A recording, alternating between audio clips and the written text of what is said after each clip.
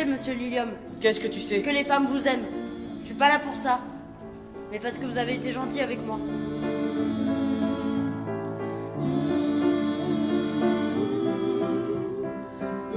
Vous lui voulez quoi à elle?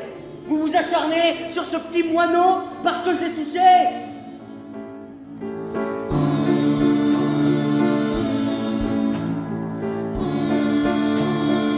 J'en reviens pas qu'il soit fait virer. Il s'est fait virer pour nous.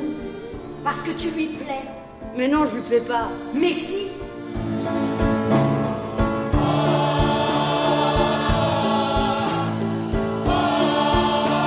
Venez! Il faut maintenant nous rendre des comptes! Donc pendant ces 6 mois tu vis comme avant, tu touches pas au capital. C'est tout juste dans 6 mois que le petit naîtra.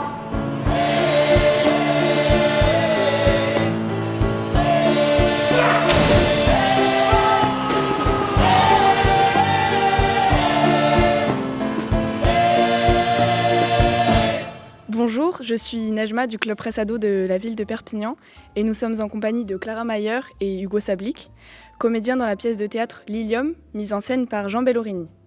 Alors, vous avez déjà joué dans Paroles gelées et Karamazov de Jean Bellorini. Comment se passe votre collaboration avec ce metteur en scène ? Alors c'est une collaboration de très long terme, ça fait 10 ans à peu près qu'on connaît Jean et qu'on travaille avec lui. On a déjà joué dans une dizaine presque de spectacles, donc au-delà de Paroles gelées et Karamazov. Donc c'est une relation très familiale presque qu'on a avec lui. Oui, une aventure qui se fabrique vraiment sur la durée. Voilà. Merci. Et vous ?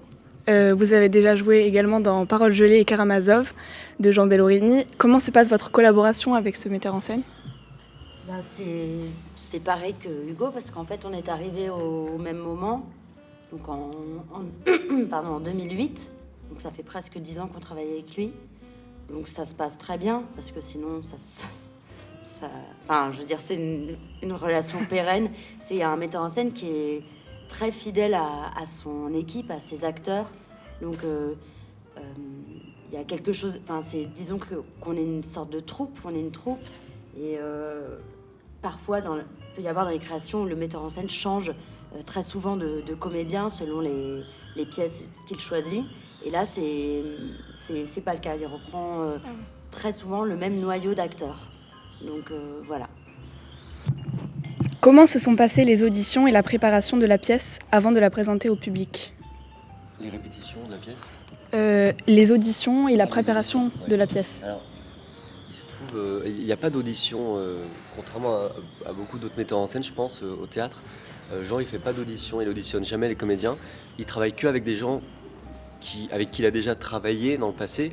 Il y a cette idée de troupe et de compagnie dont on parlait Clara tout à l'heure. Donc on est souvent les mêmes équipes qui refaisons les créations ensemble. Donc soit c'est ce cas de figure, soit c'est des comédiens qu'il a vus au théâtre, mais il les auditionne pas à proprement parler.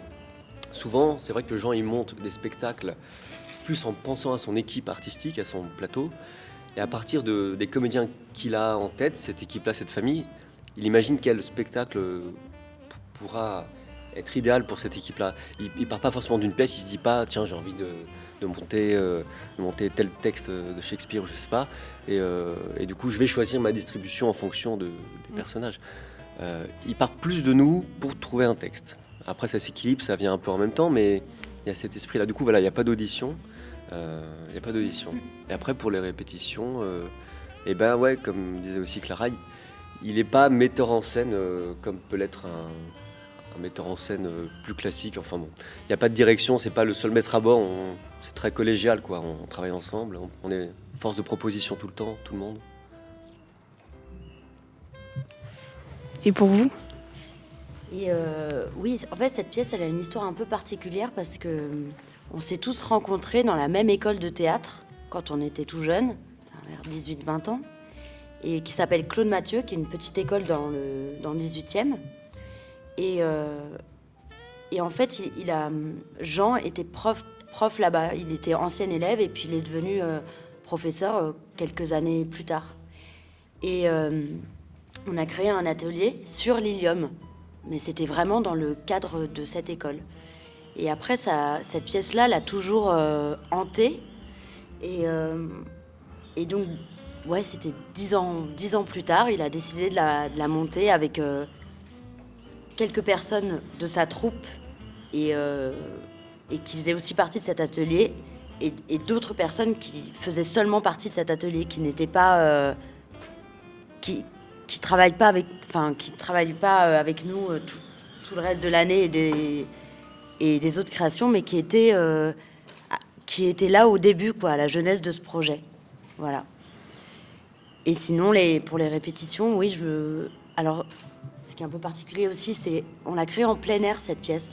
Au début, le premier jet, on va dire, c'était au Printemps des Comédiens, à Montpellier, qui est un grand festival de théâtre.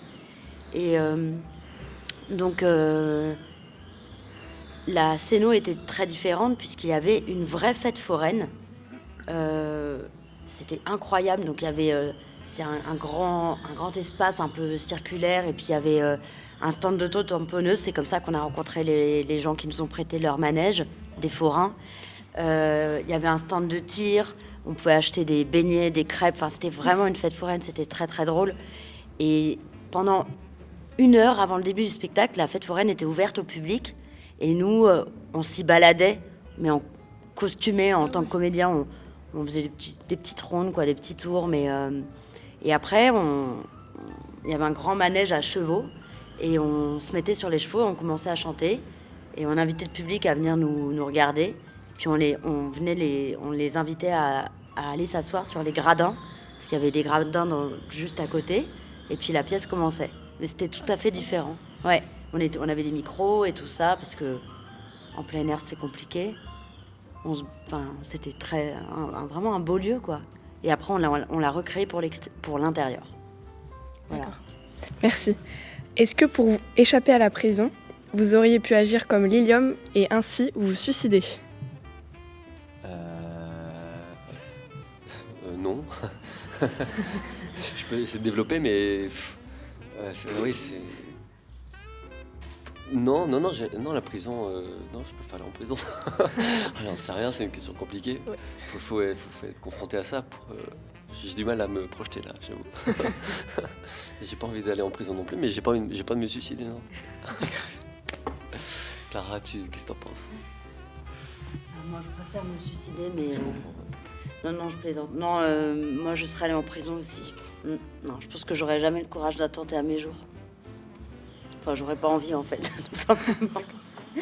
Voilà. Mais je pense que Lilium, il se suicide presque par accident. Et je crois pas qu'il se suicide pour pas aller en prison. Et ce suicide, il est impulsif. Enfin, c'est pas quelque chose de penser comme un suicide de quelqu'un qui serait dépressif ou quoi, ou déprimé ou autre.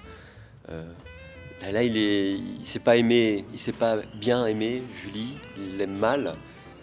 Il tente de faire ce braquage avec son copain Dandy, ça se passe mal. C'est vraiment les circonstances qui l'amènent à ce geste désespéré. Il se suicide plus par amour que pour échapper à la prison, en fait.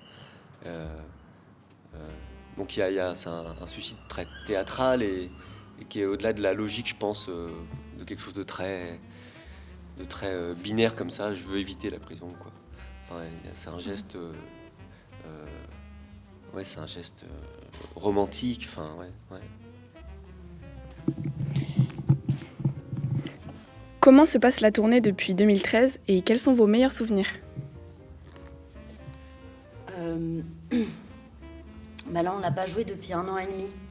Donc, on a commencé en 2013 et puis après, ça s'est arrêté en 2016, en mai 2016. Et... ouais, donc là, ça fait 1 an et demi qu'on n'a pas joué, donc je suis personnellement très contente de retrouver cette équipe. Et les meilleurs souvenirs, je dirais que la création a été vraiment très très belle. Comme je t'expliquais tout à l'heure, grâce à ces conditions de plein air qui étaient vraiment très agréables, c'était l'été. Ce qui était drôle, c'est que on était en juillet, mais il faisait quand même très très froid. Et on était en juillet. Non, on était en mai, n'importe quoi. Oui, c'était parce que... Mais on jouait le soir très tard. Ouais, on jouait le soir très tard. On répétait la nuit aussi, des fois. Et en fait, il fallait répéter au coucher du soleil. Du coup, on répétait de 19h à 3h du matin. Et on mourait de froid, c'était un enfer sur Terre. C'était les premiers jours de répète, on s'était pas du tout préparé. Donc on est arrivé en petit parisien avec nos petits pulls et gna gna gna et tout ça. Et puis en fait, c'était horrible, quoi. Et du coup, le lendemain, je me souviens, on est tous allés à Decathlon. On s'est tous retrouvés à Decathlon et on s'est acheté des grosses polaires. Et donc on pouvait pas, on répétait en costume et sur nos costumes, on avait nos grosses polaires. On était en mode nounours, quoi. Et c'était des bons souvenirs. Et pour vous? Le meilleur souvenir, c'est Perpignan, il n'y a pas de doute. Non, c'est une blague. Enfin, non, c'est pas une blague, c'est pas faux, parce que c'est vrai que ça fait 1 an et demi qu'on n'a pas joué. Et c'est vrai qu'hier soir, on a pris beaucoup de plaisir à se retrouver déjà entre nous. Parce qu'entre-temps, on a monté d'autres spectacles ou quoi. La troupe est la même, mais pas tout à fait. On change un peu de partenaires, de copains dans l'équipe. Donc on était, je crois, très contents de se retrouver. C'était un peu flippant de reprendre après 1 an et demi, il fallait s'y remettre.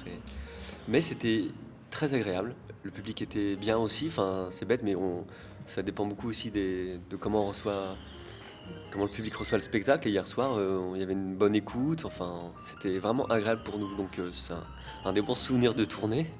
Mais il n'en reste pas moins que la création à Montpellier, c'était exceptionnel, ouais. C'était un cadre vraiment magique et on jouait vraiment à la tête dans les étoiles. La nuit, on jouait de nuit, quoi. On avait les étoiles au-dessus de nous et c'était incroyable. C'était incroyable. Merci.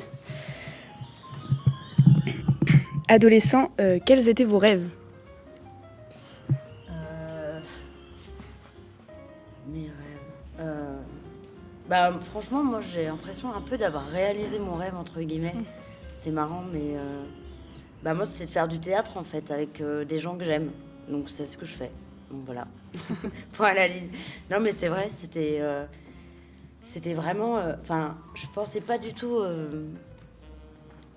c'était tellement un rêve que je pensais pas du tout pouvoir le réaliser. Parce que... là, c'était un petit peu plus que l'adolescence. Je sais pas, j'avais 19 ans quand on était à Claude Mathieu dans cette école. C'était vraiment... le but ultime de ma vie, c'était de vivre de ce métier, d'être comédienne et de jouer avec de vivre en équipe, en troupe. Parce que c'est vrai qu'on peut avoir envie de faire une carrière seule aussi, ce qui n'est pas un problème. Je veux dire, c'est pas jugeable. Je sais pas, au cinéma, la plupart des gens, même évidemment, il y a des familles au cinéma, mais souvent quand même les gens passent des castings et puis font des carrières seules et puis on passe de réalisateur en réalisateur et c'est très bien et tout. Mais moi, j'avais vraiment des envies de collectif. D'accord. Et donc ça, c'est un rêve que j'ai réalisé. Ouais. D'accord. Et donc pour vous, adolescent, quels étaient vos rêves? D'être comédien. Voilà, pareil, ça s'est réalisé, c'est bien. Alors je suis aussi musicien et beaucoup sur les spectacles de gens. Et je rêvais pas d'être musicien. D'ailleurs, j'ai du mal à dire que je suis musicien, j'ai du mal à m'accepter comme musicien, mais je suis aussi musicien finalement. Et je rêvais pas d'être musicien, mais je suis musicien aussi, c'est pas mal. Non, j'avais un autre rêve, c'était pas un rêve, mais c'était une envie quand j'étais vraiment petit garçon. À un moment, je voulais être cuisinier, voilà. Ça s'est pas fait, tant mieux, parce que... Ouais, non, je sais pas si c'est tant mieux ou pas, mais... mais je voulais être comédien surtout, et je pensais pas que c'était possible, que ça allait arriver, vraiment. Il faut dire qu'on a eu aussi, je pense, beaucoup de chance dans cette rencontre avec Jean Bellorini, Clara et moi, les gens qui gravitent autour de lui. Il nous a beaucoup aidé à accéder, je crois, pleinement à ce rêve. Parce qu'on aurait pu avoir une carrière, on peut avoir une carrière en dehors de lui, mais il nous a aidé à accélérer un peu les choses, à passer professionnel très vite.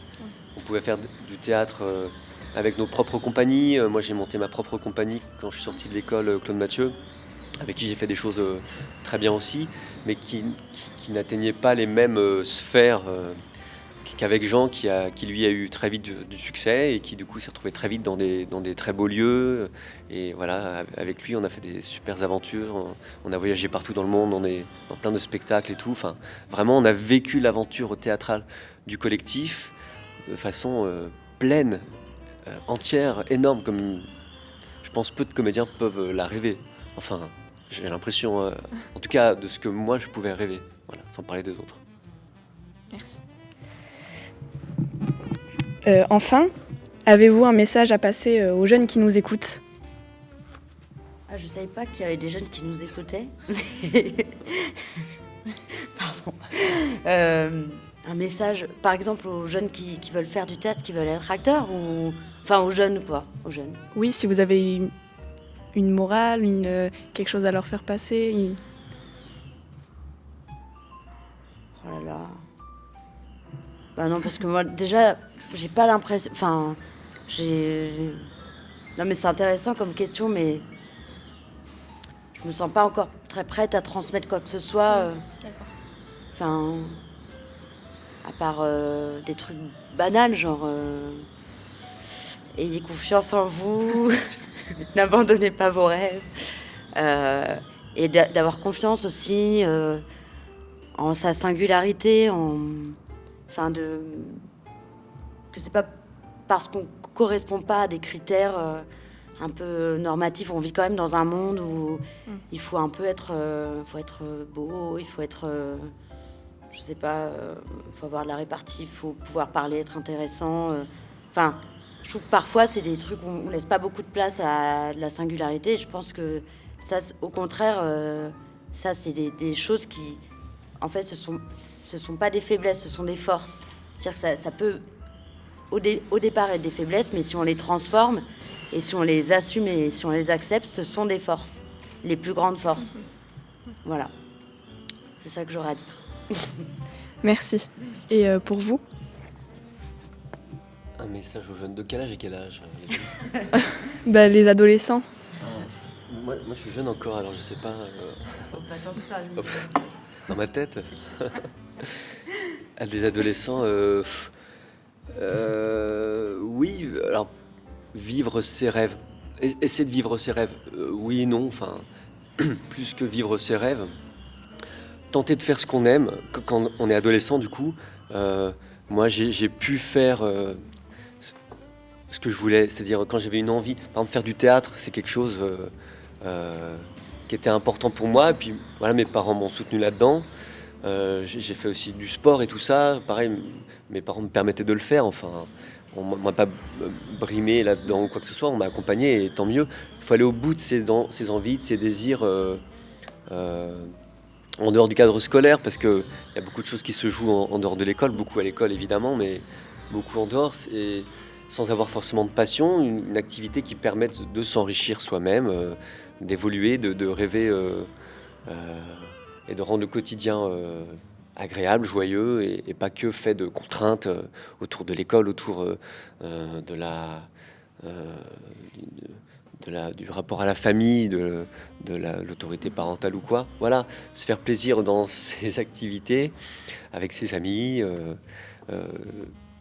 tant faire se peut à l'école aussi. Et voilà, ça peut être aussi un désir d'éducation, d'école, comme ça peut être vachement agréable. Et vivre sa jeunesse pleinement, quoi. Ouais, je sais pas, c'est dur, on veut pas être moraliste ou quoi. Je sais pas quoi dire de plus, oui. Non, voilà. Merci beaucoup. Merci. Bonjour, qu'est-ce que tu as pensé de ce spectacle ? J'ai trop kiffé. Qu'est-ce que tu as bien aimé dans ce spectacle ? En fait j'aimais trop, c'était vraiment trop mimi, il y avait plein de lumière, il y avait plein de trucs, c'était trop mimi. Quel est le moment que vous avez le plus aimé ? On va dire les explosions, les scènes humoristiques. C'est plus ces moments-là qui m'ont fait réagir. J'ai beaucoup aimé la fin où il y a la rencontre entre la fille et le père, avec les voix off derrière. C'était beau, moi je trouve ça très joli. Retrouve le Club Presse Ado avec le service jeunesse de Perpignan. Club Presse Ado, interview, reportage et émissions sur les spectacles et les concerts de Perpignan. Club Presse Ado sur Fake It.